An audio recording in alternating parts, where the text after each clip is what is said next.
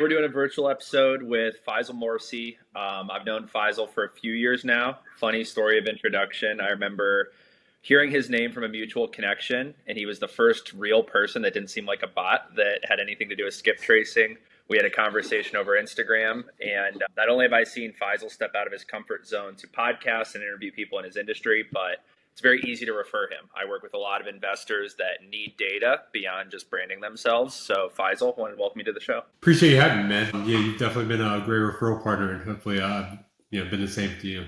Yeah, we've been working together for over a year now, probably like a year and a half, and it's completely changed my social media presence. So thanks, man. Yeah, we got a lot to do. So today I want to start kind of getting into let's just first explain, because there's gonna be a lot of people that follow me that have heard the term skip tracing. The phrase "go buy some data" is kind of out there, and then it gets mixed in with lead gen. So for real simple terms, what is it that Pinpoint Skip does, and how do you help a lot of people? Sure. So skip tracing, I basically just tell people it's the art of finding out who the owner of a property is and their contact information. So Pinpoint Skip, we do skip tracing, but we also provide curated lists that other providers don't have yet. Before jumping into real estate investing, I was a data analyst, so my mind's weird, and I've been able to come up with different lists that others don't have. So that's been our client's bread and butter. Just taking the list, and then once you get the list from us, marketing to it, whether that's cold calling, texting, or direct mail to try to get discounted properties on the market or under contract. Yeah, and I think one of the things that I don't understand what it is, but it was a goal on the podcast today, is I would say the art you have is hearing what the human wants and needs, and then almost translating that into the data they want. Because I think if a lot of people knew how to do it, they would, right? Or if they had the time, etc.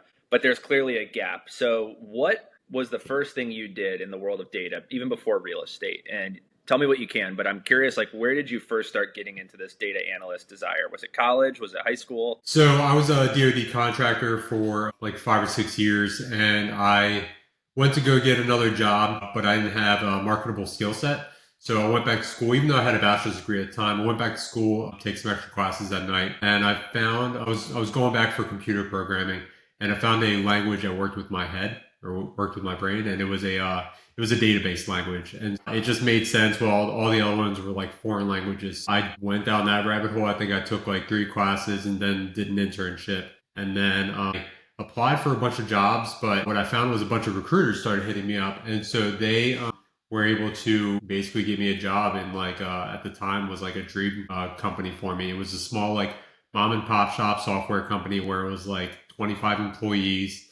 Had direct access and communication to the CEO, and for me, it was a great first job within the tech field, just because it allowed me to learn and grow. Whereas I turned down a job with Under Armour, who it was a sink or swim environment, and so it was a great company that I worked for. It was basically a CRM for lawyers, and so what they would do is they would put all their case information into this software, and then my job is to go into the backend database and come up with pretty reports to have them use them for making business decisions and looking at certain KPIs. So I'm curious, because I have several friends who have gone, let's call it government job or military job, into open market. What was the hardest part about that switch for you to go from something that I'm going to assume here was very direct, here's your task, to then now a little open-minded where it's hey, here's the end line, hopefully you make it there? Yeah, there was man, I don't want to knock the company I was at beforehand, but it was a good first job out of college. But they just didn't value their employees, and so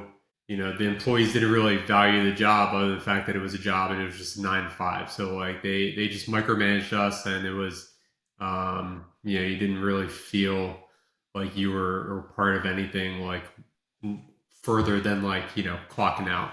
And so when I went to this next company, it was a shift for me, because I felt they really cared about their employees. So I don't want to say it was difficult necessarily, but just figuring out where my place was within that company, and just I guess it was a confidence boost, because literally you go from not being desired and being told that you're replaceable to this company telling you how valuable and meaningful you are to them. And so then that obviously leads to now with Pinpoint Skip, you started your own company. So how did that come about? What was the pivotal moment where you thought, okay, this is more than just something I'm doing on the side? So I went full time in real estate in January of one, and I started a wholesaling company and basically was doing whatever the wholesaler was doing. I was pulling data from list source, prop stream, and batch. So people who don't know, wholesaling is basically just taking lists of potentially motivated sellers and marketing to them to try to get a property under contract at a discount, and then assigning the rights to purchase that property at that price. So like, for example, if you get a property under contract at 100,000, you assign the rights to purchase that property at 110,000, and you keep that $10,000 assignment fee. So when I was first starting off, everyone I was talking to basically were telling me that the property wasn't vacant, that I was trying to target, or that I was the 10th person that's called them that day. So I went down the rabbit hole trying to find better data providers and wanted to like come up with my own list. And once I did, June of 21, my business blew up. And so I wanted to see if the proof of concept was there, if other people could get deals from my data. So started selling it to friends of mine, my masterminds, and once they were able to get deals from it too, that's when I started Pinpoint. It's funny because like it just started as like a side hustle, and now it's actually grown to like a legitimate business. So it's cool to see like how far it's come in a short period of time. Yeah, and I think, it's something we'll probably talk about on Zoom after we do the podcast, but one of the funny mergers we had was like on my side, everything was very brand driven, put your message out there, and I meet you who's like, let's find every single piece of info we can, find desire first, then start contact. How has it been for you to practice the art of like obviously refining the data you get for your wholesaling business and your clients while also understanding like now with the podcast and creating your own content that there's like this one to many approach, but then you offer a product where it's direct to the It's been a learning process for sure. But what you've allowed me to do as far as like my mindset shift is like the whole one to many concept. So like now like I'm starting to reach out to like different masterminds and RIAs and coaching groups. So like get in front of more people. And the best way to do it is just to like, try to get in front of those groups and talk to as many people. Because like at the end of the day, like it may only be like one or two people per group that end up using you, but like when you're planting the seed and that many people, a lot of times like they'll have a conversation of like, hey, who are you using for skip tracing? And then people refer me even if they haven't used me before. Yeah, and it's one of those services that I think there's a lot of distrust in, and I think that's because like just my observation, a lot of the company names you hear in skip tracing, they're kind of big corporate, and there's no face. They might have a logo everyone knows, they might have a CRM and ads, but you don't really know a person there. And I think one of the unique things is like I hear a lot of investors that are like, I need data, I need better data. And I've caught myself never introducing you as Pinpoint Skip. I always say you got to talk to Faisal. And I think even if you were to completely automate that process and just have people talk to a robot, I think they still like knowing that there's a human brain behind this. So without giving away, let's call it the secret recipe, like what is your process outside of calling hours of refining your data and nerding out? Because I don't think that's something I've seen you talk too deeply about on your podcast. No, because honestly, it's a struggle at times. So like we'll take lists and like I'll come up with some filter that I think is like sure to get me 100 contracts, and then I'll goose egg for 6 months. So for me, it's just trying to figure out underlying pain points, whether it's the age of the home or something with the demographics of the owner, whether it's financial or credit based, or whether it's like age based. So it's a learning process for sure, and I can't pretend that I'm like some wizard because like I fail a lot. But I think just the fact that I fail a lot has allowed me to come up with good lists because I'm just like constantly testing new things. And like when I test things, we're testing it for like 6 months to like figure out like, okay, are we able to get deals from this list? If not, like, is it just like one or two like tweaks away from being able to get deals? And a lot of times just trial and error. Yeah, so I took a similar philosophy recently with Facebook ads. That was kind of my mentality is I'd done it in the past, but things update a lot, or in your words, like the data changes entirely, even though it's the same product. And yeah, like there's definitely a lot of nights people don't see where, 4 hours of flow state work turns into you wanting to throw your computer out the window at 1 a.m. So I'm curious, have you had some nights like that? It's kind of the story of my life. Just because like you think like you have like this aha moment and you're like, oh man, like that's going to be an awesome list. And then like nothing comes of it. So it's frustrating, man. It's kind of like entrepreneurship. Like I feel like our only job as entrepreneurs is to be problem solvers, and the bigger the problem that we're able to solve, the more valuable it is. But it's a lot of failure first before you can succeed. And I think a lot of people don't really see all the failures that you go through before, like, coming up with a product that's actually viable for people to get deals from. Yeah, in your experience, what has been like some of the surprising positive feedback you've gotten since starting Pinpoint Skip that you didn't really expect? The line that I got the other day was Pinpoint Skip is feeding families. And for me, like, I mean, selfishly, like, I was just trying to come up with lists for my own business and, for my own family. And so, like, to hear other people, like, getting deals from our data, especially when, like, they failed with our competitors and like have no idea how to get their first deal, or if they get their first deal. So like when someone succeeds using something that I've created, it's just a lot more valuable than like if I get a deal from myself. Like I don't know, I Yeah. just get a lot more value out of like someone else's success.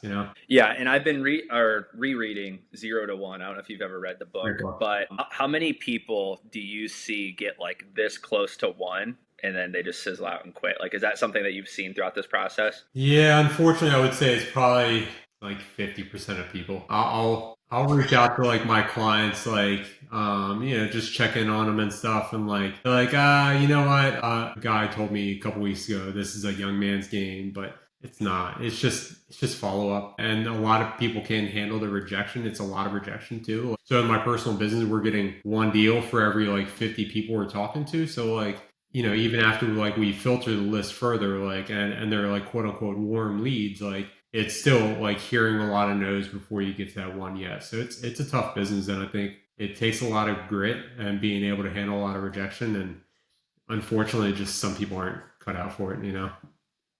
When you think of your best clients, what is a personality trait you think they all share? They can handle no, they can handle rejection, and like they don't take it personal. They just know that like it's not the right option for that person. And so for me, when I was first starting, I think it took me a good like 2 or 3 months to get my first deal. And so like, in the back of your head, you're like wondering like, does this actually work? Am I going to be able to do this? And like, there's a lot of like self-doubt. So it's, the people that are successful are the ones that can like get through that self-doubt and just believe in themselves and continue to push forward. Yeah, a quote I heard recently is whenever someone says it doesn't work or this may not work, to very quickly define that the this or it is myself. And that like a lot of times it's not like, because I've had this with like a lot of people right now are like, well, do Facebook ads work? I'm like, they're making billions of dollars a year. So like they work. It's does it work for me is the bigger question. And so I think it takes a lot of that focus, not on wholesaling, not on the data, and back to like the business owner using it.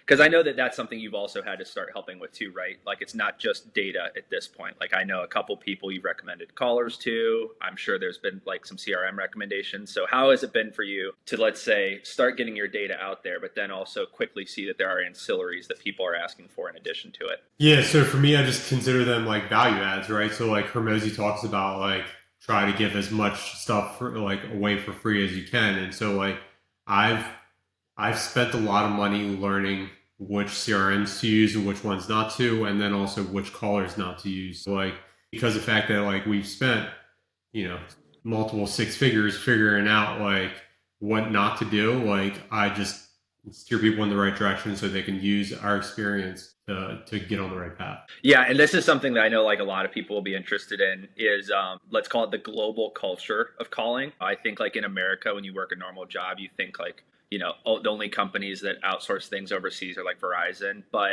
there is kind of these little pockets where America and English is stronger. So in your experience, what have been some of the countries where callers are much better on the phone than, let's say, other countries? So VAs or virtual assistants are huge over in the Philippines. I have a virtual assistant in the Philippines who does like some our one-off like data skip tracing stuff. But I have not had any success with Philippines cold callers. And I think the reason being is because like their accents are a little thicker. Even though they speak good English, people know that they're calling from overseas. And so the ones that we use are based out of Egypt. And we also have a company that gets clients out of like I think Nicaragua or Costa Rica, one of the two. But I think when people hear their accents, people think that they're immigrants and that they're here in America. And so that they're a lot more receptive than if, it's someone overseas in a call center, because like in this business, it's all about like trust and likability. And so like if someone doesn't trust that you're even in this country, it's gonna be hard to get to the next step of like getting them to like you. And you've never had success with like Southern Ohio or West Virginia callers with the little strong accent there. I can't say that I've had. I haven't tried yet, but I can imagine there might be some success there. Just a little country drawl. Yeah, I've always wondered that about like, yes, it's country based, but also like, we, for example, we work with clients all across the US, and in our internal system, we actually can like, we organize dialects. So like in our area, there's this, didn't know that could happen. Yeah. Hey, a little celebration. That's awesome. But there's this concept called Midwest mumble, and a lot of people in the Midwest, they don't gap between any words they say. Every word follows into the next one. And then we've even noticed like down south, like there is the Southern twang. And then when you go out west, it seems like they kind of start new words. That's a lot of where phrases start. And then you kind of see up on that East Coast, like the more north you go, the stronger that New England accent gets. So it is interesting to me that there's also an international game to it. So in that context, what success have you seen with, let's say, the Egyptian cold callers, and why do you think that is? Because obviously, location-wise, it's not close. No, not at all. So they have a British school system over there, a British education system, and so I think like their accents aren't as thick. Even though like when I'm like texting my VA, so we communicate through like WhatsApp and Skype, and so when I'm texting them, like I can hear the accent like coming through, and I'm like, you know what, maybe we should try to like work on that. So like I'll teach her some like English phrases or like things that like maybe she should like use to like sound more American. But I haven't really had to like train her that much honestly on like her English. Like it's pretty good. Yeah. So talk people through what the team looks like, right? Or maybe even the process. So in the beginning, I'm assuming they should start with the CRM. Like, is it reckless to start without a CRM? So, I mean, the reason why I recommend a CRM is because when I first started, I was a notebook and pen kind of guy, and it sucks. It's not scalable. It's not easy to organize. Like you're literally flipping through pages trying to like find the notes on someone when they call you back. And last thing you want to do is like ask them questions that they've already answered. And so with the CRM, like I just consider it like a digital filing cabinet. So the one that I recommend is called Podio. It's Podio. And then within Podio, you can download the Seller Leads app. So they have like an app store in Podio, and the Seller Leads app is the only thing that you really need. The reason why I recommend Podio is because it's free at first. And then after that, I think like after 100 leads or something like that, it's like $20, $25, something like that. And so it's just somewhere to like keep you organized, and it's simple enough to where like when it comes time for you to remove yourself, to have like that VA take over the follow-up aspect of your business, then they can just hop in there no problem because it's like super easy. Okay, so we've got the CRM first. Then, obviously you can raise the number here if you need to, but what is a standard amount of data that someone should purchase to give themselves, let's call it an honest attempt, right? They don't want to overbuy and paralyze themselves, but they also don't want to cut themselves off at the knees before the race starts. So like, what do you usually recommend when someone's coming in with, let's say, maybe some sales experience, but they've not wholesaled and they're definitely not flipping yet? So first thing you want to do is all right, so let's think about this. So like time and money is like a sliding scale, right? So like when you're first starting, you have a lot more time than money, right? So you're going to have to be the one to do the cold calling. I recommend getting a dialer called Mojo. It's like 120, 150 bucks a month. And then from there, you can get 5,000 records. So for 12 cents a record, it's going to be 600 bucks. And then just start dialing yourself. If you don't have that kind of money, would save up until you do. Maybe start with like 2,500 records, and then you would probably need to put Mojo on a single line dialer or a triple line dialer to like effectively call more people. And then from there, realistically, it's probably going to take you about 10,000 records. So it's going to take you probably like 4 months to get that first deal. Whereas with these cold callers, they charge $300 a week, and they require 10,000 records a month. So for $2,400 a month, the trajectory of my clients is it takes them about 60 days to get their first deal. And then from there, they're getting a deal every like month and a half, depending on how good they are at following up and closing the deal. So do you think that's one of the biggest levers to pull is the follow-up game? Yeah, I mean, so with wholesaling, or even if you're a real estate, like a realtor, we're just running marketing businesses. So like, I think the first aspect of your business is the lead gen part. So it's the cold calling and like texting, whatever you can do to like outsource it to remove yourself from that spot. And then from there, you're going to be the one to follow up until you get like a deal or two closed, and then you can hire a follow-up specialist. So I think the first lever is the actual like direct to seller lead gen, and then after that, you can remove yourself, and the next lever is going to be the follow-up specialist. And how much, because this is a trade I see, like of everyone I know, whether they're flipping or wholesaling, as much as it does seem like a data game to the outside, these people are wildly in tuned emotional to their clients, not only the seller of the property or the contract, but also who they might be assigning it to. Do you see that as well, that a lot of your best clients are actually very emotionally in tune, or do you think a lot of them are just hard data guys? Both. I think sales is an emotions game, right? Because like we're dealing with people who have like these underlying pain points that need to be solved, and so we need to be like, I don't know, like I guess empathetic, is a proper term, because like someone has a situation that they don't know how to get out of, and us being like the subject matter expert have to like hold their hand through this process and not like make them feel dumb or overwhelmed. It's like, hey, like these types of things happen all the time. Like, this is their specialty. We can like walk you through it. Whereas like on the back end, when you're signing the deal, like you don't really want any emotions involved in it. It's just strictly like, here are the numbers, here's the repair numbers, here's the after repair value, like, and here's what we're selling it at. And it's at that point in time, it's black and white. Yeah, and it's very interesting for me because I think I'm sure right now, like the positive feedback you're getting of, yeah, you're feeding families, and these are probably like the wholesalers that are telling you. But I grew up in a family that was very anti-real estate, very uneducated about it, and you kind of hear all these negative things about, let's call it mortgage lenders, wholesalers, things like that. And what's very interesting is, as I've worked with more wholesalers and I see their Google reviews from their sellers, it's very interesting that this is not a get out of jail free card, but to a lot of people, it's get out of bankruptcy free. It's kind of this weird pass where the realtor can't really serve them because the home is not in a state to put on the market, can't be sold. Like, no one's going to buy a home that has all these issues. But there are these people out there in the economy that buy homes that need a lot of work, fix them up, and then make a profit on it. Like, have you seen some of those stories where you really do know that someone's life was kind of saved just by being able to get rid of their property to someone that might be your client or your client's client? Yeah, I mean, personally, because we use our list too, I had a guy who had, it wasn't a squatter type situation. It initially started off as a tenant, and the tenant was just like, I'm not getting out of here. He stopped paying. He's like, I don't really have anywhere to go, and I don't have any money, so I'm not paying you. And so like, this guy was like, he was older. He was like 80. He was like, I'm kind of like forced in this situation. I don't really know what to do. Like, they're racking up the water bill, and like he was paying every month. So he's like, literally, like, I'm paying for someone to live in my house, and they're not giving me any money. And so we came in, we gave the tenant cash for keys. So basically, it was like $1,000 to help him, have a deposit for the next place. Then we also hired movers to help him move to the next place as well. And like, we were extremely humane, when it came to like our conversations. It was like, hey, like, I understand, like, you don't really have anywhere to go, but like right now, like, we're coming in and we're buying this place, and we, want it empty when we buy it. And so like the guy understood. I think he was just taking advantage of the old man, honestly. And at the settlement table, the guy and his wife, gave me hugs. And so like when you see the value that we bring as real estate investors and how we're able to help people, it's not just about like the money, it's about the actual like people. Then I think it's a mindset shift of like, okay, this is actually like, we're here to help others. So I kind of feel like as a real estate investor, like we have a duty to like help others and like, try to give as much value as we can.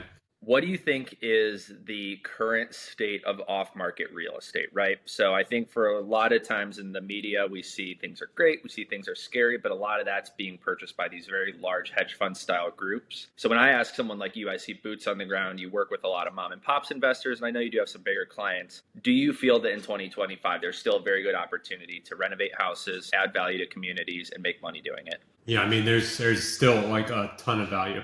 And I think no matter what, like economic cycle we're in, there's always going to be an opportunity to flip houses. It's just a matter of like finding the properties at a discount enough to where like you can renovate it and make money, because you're always going to have people who want to buy houses, right? And people want to buy houses that are renovated. So yeah, I think it depends on the state, because like a lot of states, the hedge funds came in and like pumped in a lot of money and like overinflated the property values. So a lot of places in like Florida, like Tampa, areas like that, they're starting to see a little bit of a pullback in prices. And so you just have to like, when you go to analyze your property values, you just have to like not overanalyze or overestimate the ARV. So unfortunately, And it's so what? a learning process. So for everyone watching, you're in the Baltimore market. I'm currently in the Cleveland market, and I would say that these are two markets where there's a lot of out of state and out of country players. Like for people who don't know, how many countries participate in American real estate? Because the number it's always overwhelming when you first get in. I think it's staggering. I would say almost every country, because you have the top 1% in every country, right? And so like people see America as like this land where the streets are paved with gold and you have opportunity, whereas like in a lot of other countries you don't have the opportunity to invest in real estate like you do here in America. And so you have these like intermediaries where they're like companies that strictly have foreign investors who want to buy these properties, and so they're the ones that are like working with them to help them like flip houses or like build a portfolio. Yeah, and for you, have you like, because for me personally, I met people in other countries just through starting this business, and you would never think that that's where you're going to make these connections. But have you experienced the same thing? I had a Chinese buyer who his real estate agent was the one who we were communicating with. This guy was like he looked at every single line item on that title sheet. And so like I think foreign investors, they're really savvy, and they have to be able to like build a company here in America too. So I think if they have like the right people on the ground that they trust, they're able to have a lot of success. But other than that one investor, I haven't really run into too many. Yeah, and in your opinion, right? Like there's a lot of Americans that get frustrated. Obviously, like AI is disrupting a lot of the, paper pusher jobs in the country right now. Do you think a lot of Americans understand how much opportunity is in their backyard? Because I've grown up in Ohio my whole life, and it's until I met people from other countries that were like, dude, you live in the area, like take advantage of it. So my parents are immigrants from Egypt, and like my dad always like told me about how much of an advantage I had over him because I grew up like speaking the language, and I never really like realized how great this country was or how much like of an opportunity we had in this country until like I went overseas to Egypt and was like talking to people about like trying to like start their own business, stuff like that, and they're like, it's not that easy over here. So the fact that you and I can literally start a business from scratch and build it with like networking and like relationship capital, I think says a lot about this country and like the opportunity that's here. Yeah, and it's very hard because like right now I've had probably more friends in the last 3 months come to me scared, stressed. What do I do? And it's hard for my side because the advice doesn't change, right?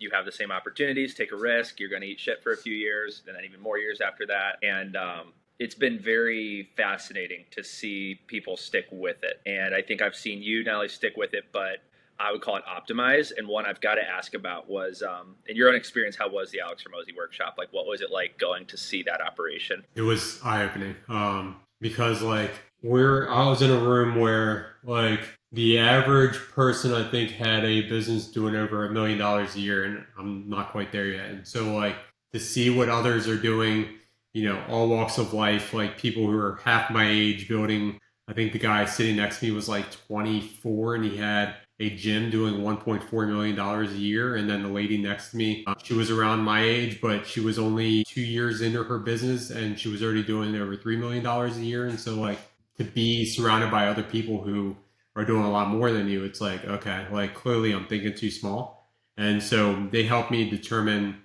like just on a simplified level, like what the next steps were that I needed to take in order to get to the next level.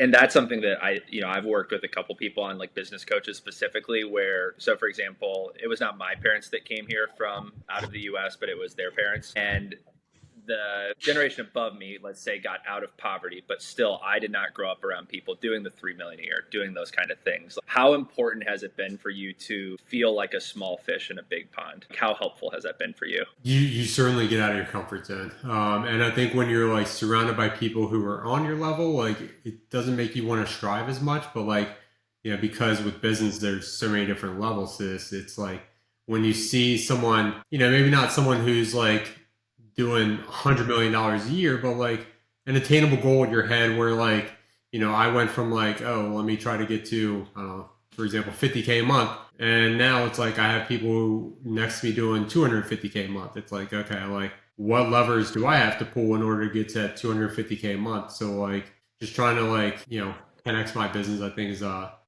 it's an uncomfortable concept that I'm starting to get more comfortable with, and like just thinking on like a bigger scale. Yeah, so when I went out to Ty Lopez's mastermind, I met a 16-year-old and he was making, I think his revenue was just under 100K a month, and he kept telling me it wasn't 100 because that really bothered him. And I think I told this story offline, but he still had 2 years of high school left. He starts making more than his teachers. He gets into fights with his teachers, and his parents are like, listen, if you're not going to go to high school, you've got to at least pay rent. And he said, cool, you're not my landlord. And he moved to Miami with a guy in his mastermind. And something I found very interesting was like, I meet the kid. He tells me he's from Ohio. So we have this quick bond over that. And then he tells me all he does is Facebook ads for these car detailing companies. And there was that moment where I'm like, he's so much younger than me. He's doing way better than I am. And you kind of have this choice, right? Where it's like, do I want to let my ego win the day, or do I want to let my bank account win the year? And I noticed that a lot, like he was feeling very insecure. Like I don't think a lot of people were taking him seriously. And I just remember people used to do this to me when I was younger and trying to prove myself. So I played the role of know-it-all. And I told him I was an ads expert. I knew everything. And I was like, yeah, show me. Like, I guarantee you can't make this better. So he like pulled my ads account up. He's like, dude, you're doing this wrong. He's like, we've got to change the targeting here. He's like, remove these things. And it was funny because I could have taken the route of, I don't need to know what this kid says. But instead, I kind of let him have his moment. And truthfully, we're still DMing like, he's helped a lot. And so I think it's having that humility to be like, shit, that person's doing way better, but let me see what they're doing. And like you said, it's a lever game. What lever am I not pulling that person is? Yeah, absolutely. And like, I think it was extremely smart of you, because like, I think a lot of people probably wrote that kid off before even like having a conversation with him. Like, he doesn't know anything, but it's like, here he is doing like $1 million a year. I mean, before he even gets out of high school, like that's insane to me. And it was amazing for me because he had actually said his biggest issue was for 4 months straight, Facebook would not spend. So he was trying to spend 20K on ads and it kept capping at 15 or 16. And then what was funny is as he realized I was listening to him and kind of saw I was just fucking with him a little bit, he's like, well, what do you do? And I was like, all we do is content. Like at the time it was just content. I was like, it's video. Like we do that at scale. We do it for a lot of people. And he's like, oh, I do that. He's like, I'm just kind of a boring guy. Like I don't really have an interesting story. And there was this moment where it hit me where I was like, the curse hits everyone. This is a kid who's 16, dropped out of high school, moved to Miami, making almost 100K a month. And he still in his own head was like, I have nothing to share. And so there was this unique moment where I could, because I listened to him, then push him to be like, hey, dude, turn the camera on, talk a little bit. You're going to suck. It's going to be terrible. It's not going to be as good as your ads. And just get used to it. And I know now, I think he actually ended up joining a higher end mastermind, and he is like actually building his full team around him. So it's been cool from my side to see other people grow like that. But I think too, like even seeing yourself and others we've connected, I know there's been growth. And I'm curious from your side, like what are some markets or some areas in the country that, people may not know you work in? I mean, we're nationwide. So it's like, the data's everywhere. It's just a matter of like whether we have like the client base to target those like, potentially motivated sellers. And so like that's been part of my learning process, honestly, is just like finding the right people in each market. And so I've, for example, last year I started going across the country to like speak at like different RIAs and stuff. And I had to adjust because like I felt like when people were in those rooms, like at the RIAs, there's only like a couple of people who are actually successful enough to like want to pull the trigger on like buying data and like marketing to sellers, where like a lot of those other people were just there as like part of their fact finding journey. They're still early on in the process. But yeah, to answer your question, in short, we're nationwide. And what are some markets that you've been surprisingly busy in since starting this company? Well, thanks to you, Ohio. It's been huge. Getting with Danny Nicolino, right? Yep. He's been a great advocate for our services. And then we have a decent following we did have one in South Carolina until they outlawed wholesaling. And then Florida has been a big market for us as well. And then obviously Maryland because it's where I live. And I'm curious, have you jumped into the Texas market or no? I have a couple clients in San Antonio and like Dallas, like Fort Worth area. Yeah, Dallas Fort Worth is one that in my head I was thinking about. I just know there's so much motion that goes on there, but two, the price points are also way higher than that Baltimore Cleveland range. Yeah, absolutely. Yeah, and then for the people that are maybe like, all right, this guy gets, I understand he's a data guy. Who is Faisal outside of Pinpoint Skip? So I'm a husband. I've been with my wife for 21 years. I'm a father to two boys, 5 and 2. I run a basketball league for men. It's like a pickup league. I attempt to golf. I'm pretty awful at it, and yeah, that's pretty much it. So I've had two people that recently invited me to play basketball, and they've told me it's very beneficial to never lose that. Was there a period in your working career where you stopped hooping for a little bit and then came back to it? Yeah, so I probably stopped hooping for like a good 10 years up until I was like 35. I joined a men's league. It was 35 and up, and a couple years after I joined it, one of the guys was dropping out and I guess retiring, or he didn't have the time for it, and so I took over. And so I've been running that now for a little over 5 years. So right before COVID is when I took over, and it's been great for like mentally, physically, and socially. It's been awesome just to be able to like have that escape and continue to be active. Yeah, I think that's the trap I'm in because I didn't realize it until I was at a meeting the other day. Big he has multiple businesses in Cleveland, and he's like, "Well, you should come play with us. When's the last time you played?" And in my head, I was about to say 3 months, and I thought about it, and I was like, "It's been a year. Like I hadn't played in an entire year." So I think that catches up quick, and it's something I'm working on. And I guess in the name of the show, I always like to ask this question before I leave. What do you feel like you're currently figuring it out? And this could be business, life, or both. But I think it's good for people to see that, like, yeah, it's great that he's on this side now where he has the real business. But what are you still trying to figure out in this moment? Two things, like the business side, just figuring out scaling. My goal is to get to that 6 figures a month, like that 16-year-old. I think he's going to get there a lot faster than I am. And then when it comes to life, just my impact. Like I'm in a mastermind where like the guys are like forcing me to think bigger than just myself and my family, because like the impact that I want to have currently is just it's direct, right? Like I want to like make sure my boys are like healthy, they're confident, they have a good life. But I need to be able to like think bigger than myself. Whether it's like my community or the world, the country, whatever it is. And I just haven't figured that part out yet. And I think it's just part of like my journey as I grow as a person to like figure out like how I can help others and like impact other people's lives. And so, do you think that that's actually? Do you think number two leads to number one? I don't know. I don't know if it's going to be that type of impact where like the impact that I make on my community, the world, or whatever, like helps my business. Maybe one of the guys in the group has a goal of feeding 1 million families in 10 years, and so like I think he said he's at like a couple 100,000 already, and I want to say it's through like Tony Robbins, like Feeding America. So like he's donating a portion of his profits to that charity, and so it's cool to see the trajectory of like, okay, so now like as my profits grow, I'm able to like help more people. And so it's probably forcing him to like level up more so he can help more people. So maybe. Yeah. Because I think knowing you do seem to have that, let's call it empathy card, where, you do care about people a lot. But yeah, I mean, like, I didn't know you had the basketball league. That's something I'm envious of. I think the fact that you're already doing those things is good. But yeah, I had this happen when I first joined a mastermind way back when I started. I kept asking all these tactical questions, and these are a bunch of like hippie Silicon Valley guys.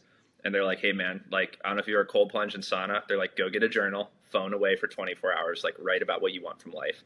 And I'm like, that's so irresponsible. I can't do that. I have all these other things to do. And I took their advice and did it. And then I realized, like, okay, this needed to happen before anything else occurred. So what was that like? So you did a cold plunge and then journaled right afterwards? So it's called contrast therapy, and I've been doing it pretty regularly right now. So cold plunge sauna, back and forth. You'll basically do like 15 in the heat, 3 in the cold, 15 heat, 3 in the cold. It basically gets your body into this state where you're going to be very tired, but you're like really hitting your nervous system. And then you immediately get out, because what happens is, like, in the process of sitting in the heat and the cold, your brain does start to process a lot of what I would call lingering or loading thoughts. And then you just journal, what do you want from life and what are you not doing now? And what happens is you quickly start to realize like you actually do know a lot of the things you want from life. And then you basically also see like, what am I doing right now that I don't like? And this was still like, to your point earlier, this was pen and paper. And, I've gotten to the point now where I do a lot of these conversations or these reflections with my AI. So I'll kind of tell it, here's everything I want, here's everything I need to do. And that's very good in theory, but then the most painful part of the process that I've implemented in the last few months is taking screenshots of my calendar, giving that to ChatGPT and basically saying like, where am I being disrespectful with my own time to the goals I'm claiming I want?